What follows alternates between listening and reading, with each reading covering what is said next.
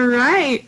Hello, everybody. Super excited for our lunch wellness series today. We have a special guest, Dr. Lisa Raskin-Eckstein, who she is not only a dear friend of mine, but she's also an Ayurveda practitioner, natural healthcare practitioner, and doctor of chiropractic. She's studied with the renowned Ayurvedic physician and scholar, sorry if I say this wrong, Vaidya Ramakant Mishra, who was a practitioner. Did I say that right? Okay, good. Yeah. He was a health practitioner who was born in a family of that boasted a 5,000-year history of healing, and she studied with them, and she uses Ayurveda with her patients, and I'm really excited to hear the knowledge and wisdom that she has to share with us. Welcome, Lisa, Dr. Lisa. Thank you for having me. Absolutely. Now, just for everyone watching, can you tell us a little bit more about your background with Ayurveda and also what Ayurveda is? Yeah. Don't know. Well, it's funny that you say, what's my background? Because it seems like everything that I have studied came about because of some issue I was having in my body, so I would dive deep into something to learn as much as I could. So, but in actuality, I started studying Ayurveda decades ago. I even tried to go to Ayurvedic medical school in India, but I didn't know the language. It didn't work. Right. And I went to chiropractic school and studied network and practiced network for quite a while.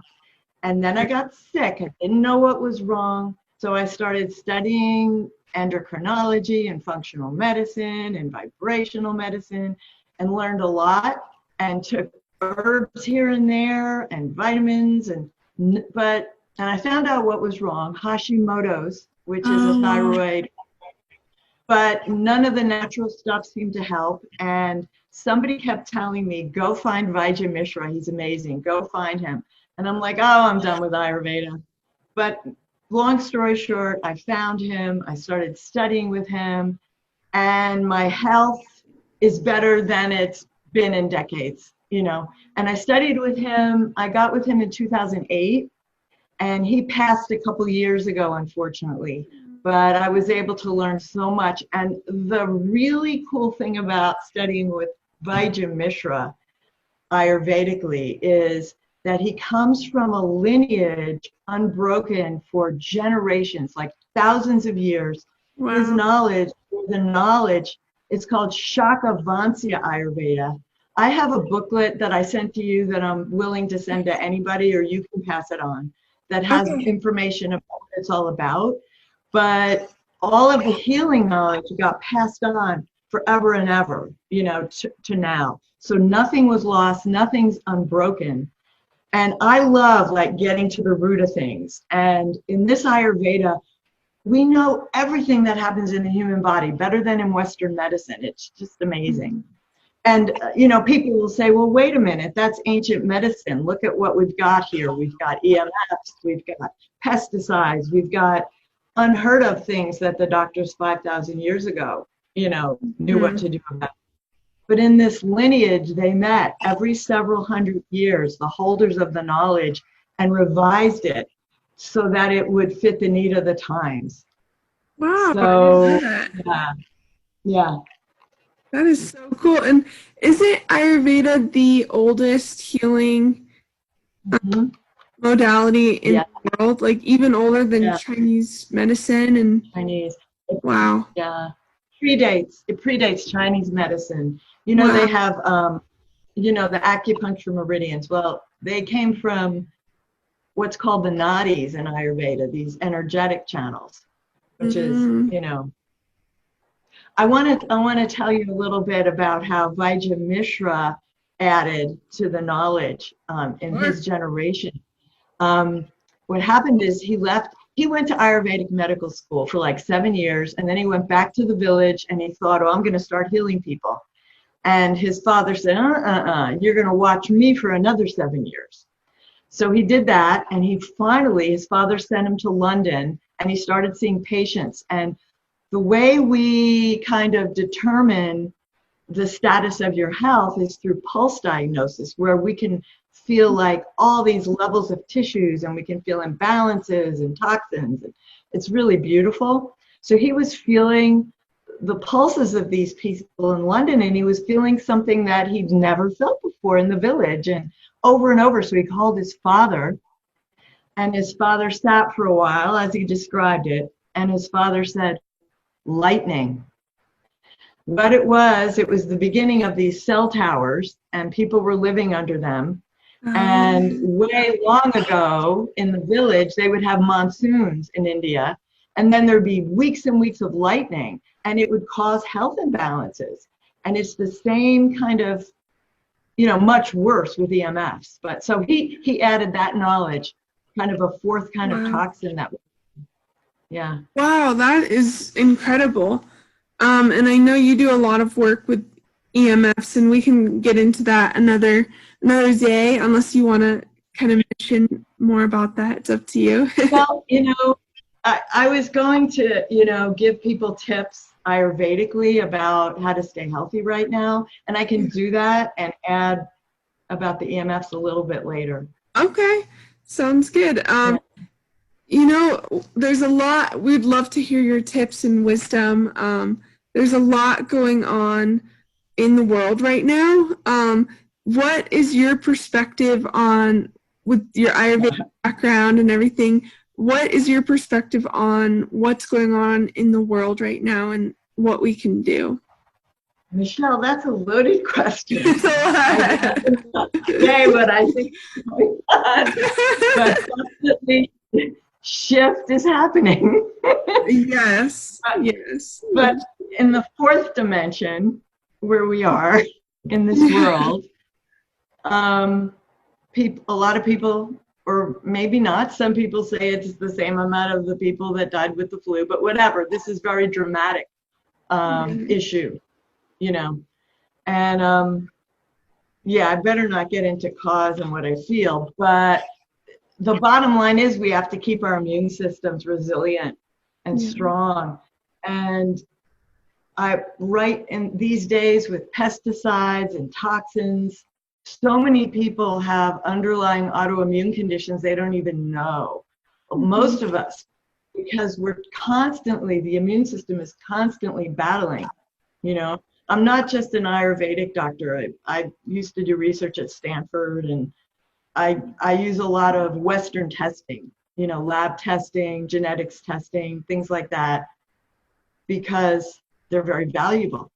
And we just see that the immune system needs help. And, I remember Dr. Danny, he puts out these newsletters, and it was just a kick-ass newsletter, because the most important thing is rest for the immune system, right? Yeah. Getting good sleep. And everybody knows that, I hope. Yeah, that's very important. The Ayurvedic take on it, on sleep, is very interesting, because the day is kind of divided into 3 parts. I don't know if you've ever heard of Vata, Pitta, and Kapha, but they're called the 3 doshas, and that word means impurities. And I could go into a long story about how prana comes into the body and becomes the 3 doshas, but we can do that later. But the 3 doshas not only make up our body, they make up the universe, the planet.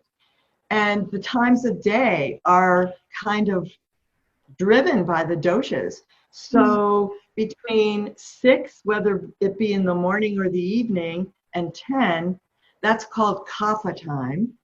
And between 10 and 2, if you're looking at the clock, that's called pitta time, P-I-T-T-A. And between 2 and 6 again is vata time. And each of these different times have different energies and feelings about them and different properties. So the kapha time is so valuable because we don't have enough kapha energy in the world. There's the EMFs are vata and causing all kinds of too much motion, and pitta is fire from the pesticides and whatever.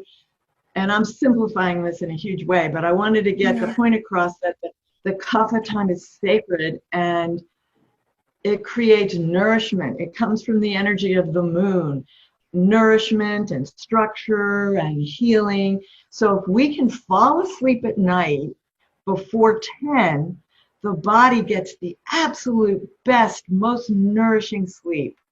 And all the organs and tissues can regenerate. It's really amazing.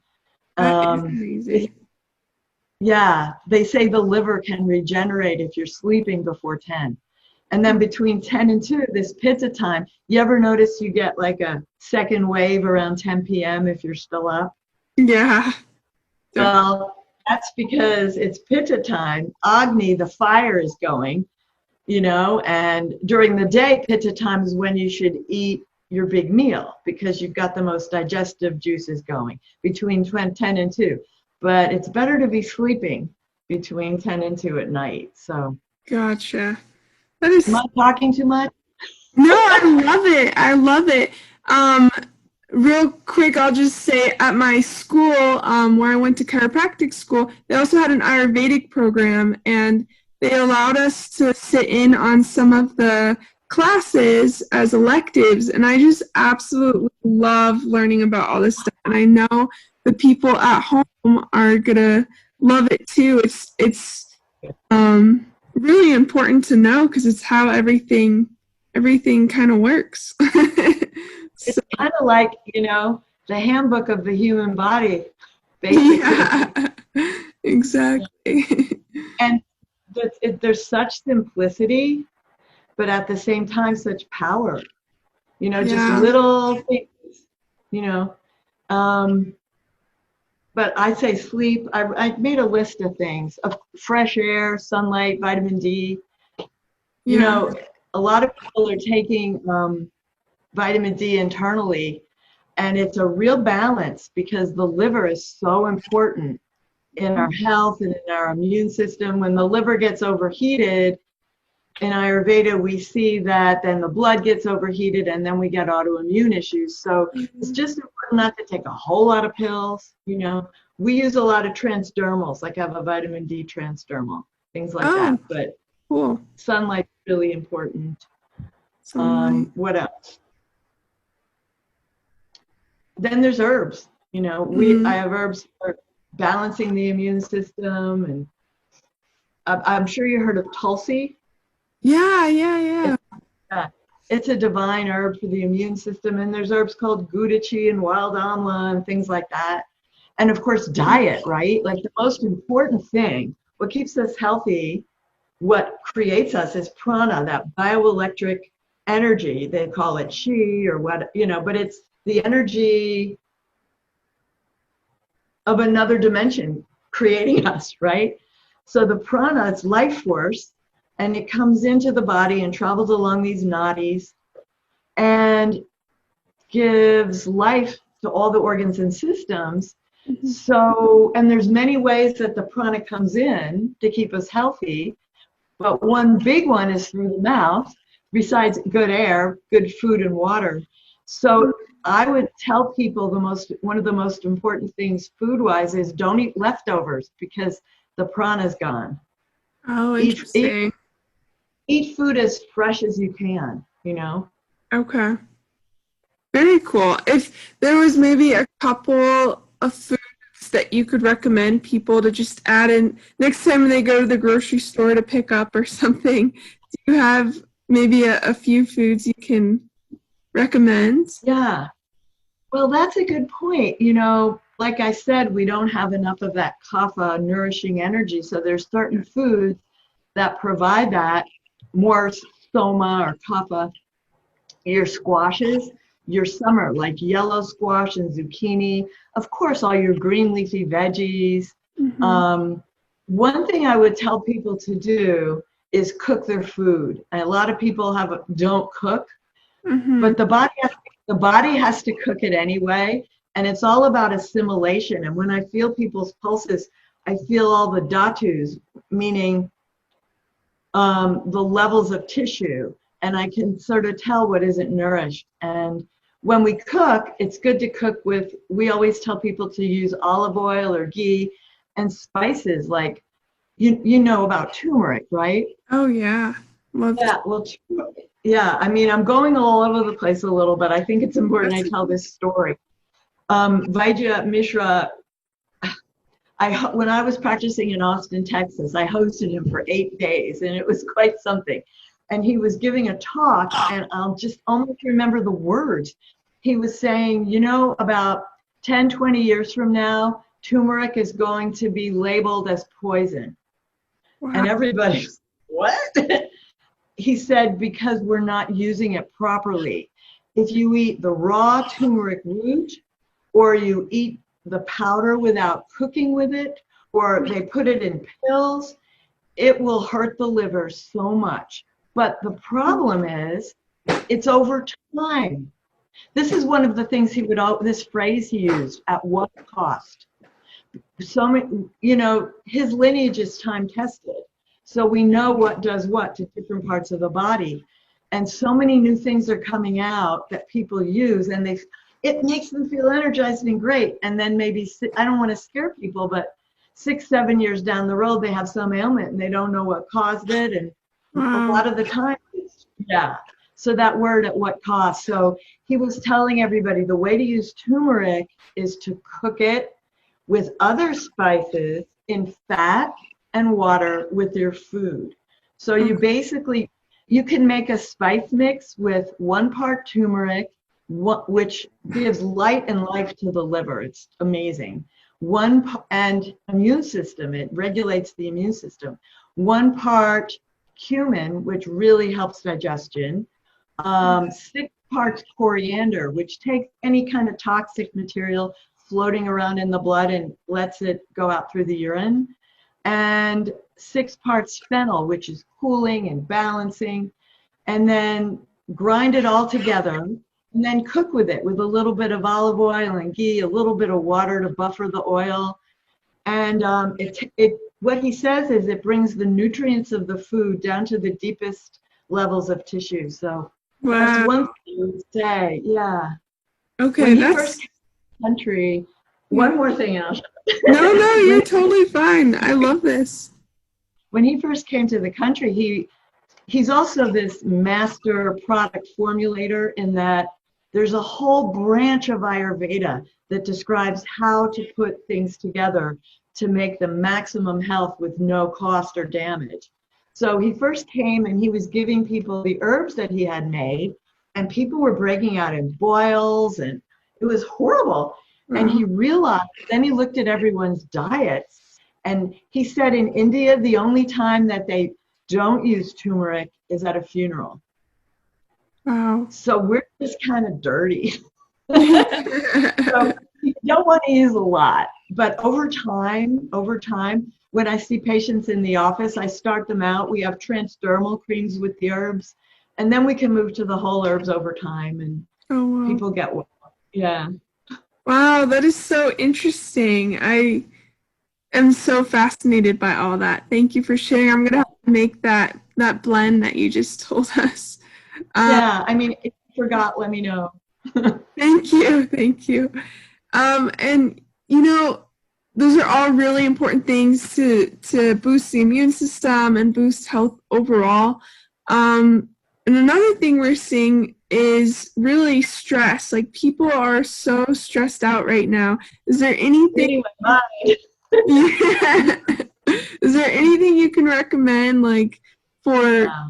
thing during these stressful times or reducing stress? Yeah. I mean, part and parcel of Ayurveda is meditation. Mm. And, you know, I actually am a teacher of transcendental meditation, but I'm not active.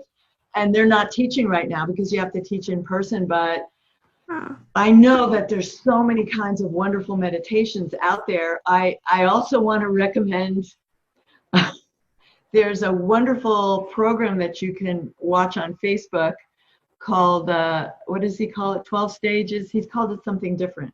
Oh yeah. Dr. Johnny Epstein is teaching his 12 stages of healing on Facebook.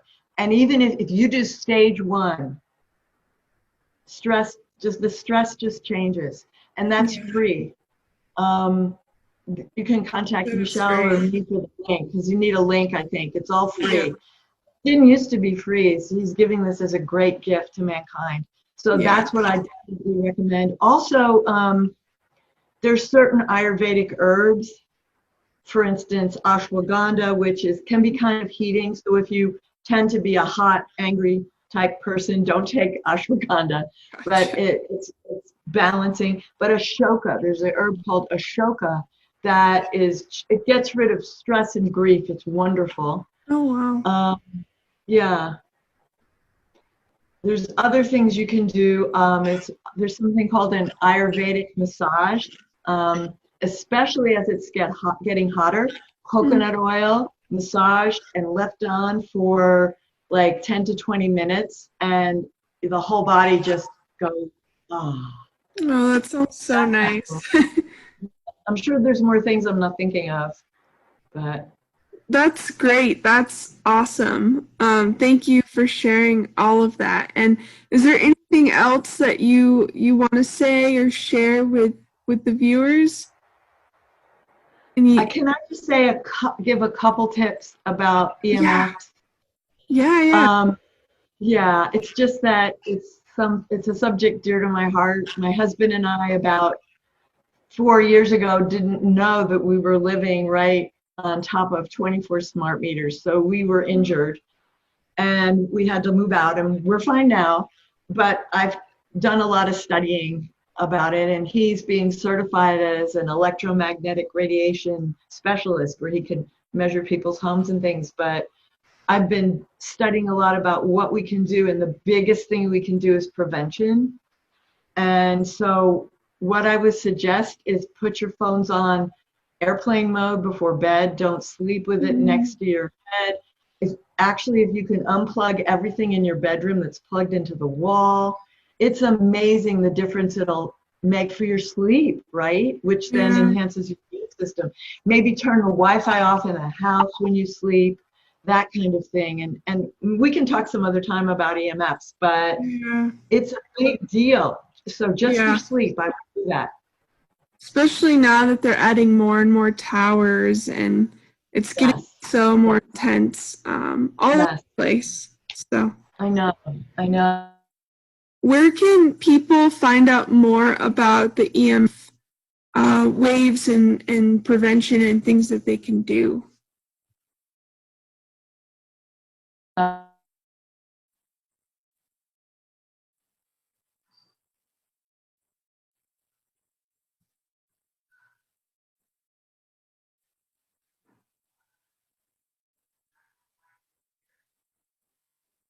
Hi. Hey. Sorry about that. Yeah, I think it must be my connection up here in the foothills. It might be mine too, but we're recording, so sorry about that. I was just asking, where can people find out more information about the EMF waves and the towers, and if ways of preventing and protecting? Yeah. Oh, wow. Why don't you have people email me and I'll put together a package of information. Okay. Great. But let me give you my other email. I can say it. It's DR. Let me know when you're ready. Ready. drlraskin@gmail.com. Okay. And I'll Also, though, what I was going to say is that the way I'm so lucky in this lineage, because there's 4 major kinds of toxins, and the EMFs, I see what they do is they hijack the prana, and they go quickly. Can I just show you something? Sure. I just think it's important, or I can describe it. There's 7 levels of tissue that I feel in the pulse. One comes from the other. So the first is plasma, like the lymph. Some of that lymph becomes blood. Some of that blood becomes muscle. Some of that muscle becomes fat. Some of that fat becomes bone. Some of that bone becomes bone marrow, and on and on. And so there's 4 major toxins. The first one in that little booklet, it's called AMA, and it's just kind of that when you eat bad food and it doesn't get digested and it kind of sits places, and it Mm. doesn't do that. The second is called Amavisha. Visha is poison. It's like super reactive hot toxins, creates autoimmune diseases. The third I feel is Garvisha, which comes extraneously, like pesticides and heavy metals and stuff like that. And the fourth is the EMFs. So the other three take decades to work their way down to the bone marrow where you see autoimmune and cancer. Decades. But what we're seeing with the EMFs, they're vibrational, they're electric, they hijack the prana and they distort it, and they're like down there immediately. That's why you see babies like with cancer that live near, high. Yeah, and that's why it's so important. So people don't know that they can clean the prana and the channels. This is the only way. Is this? I'm afraid no one knows about this, and I'm so dang shy. I know I need to get it out there, Yeah. but there are certain transdermal creams we have and therapies that we do that clean these channels. And, I'm willing to help people do this even online. I have to figure out how. Yeah, yeah. I know, especially with right now, but the best way to contact you is email you Or they can call the office number 512-698 512-698-3902. I am doing virtual calls. I have a way to get people to feel their own pulse and talk to me, and I can see things. Yeah. Okay, great. Well, Dr. Lisa Raskin Eckstein, thank you so much for all your knowledge, all your wisdom, for sharing everything that you have today. I'm sure it's going to be really inspiring for a lot of people. I know it's been inspiring for me, and I will post this on Facebook and anyone has any questions, they just email me. I'm here and I want to give this knowledge out. Yeah. So thank you all for having me. Thank you. I really appreciate you. And we'll see you all tomorrow. Tomorrow at noon, Stephanie Schoolmeister, she's going to be talking. So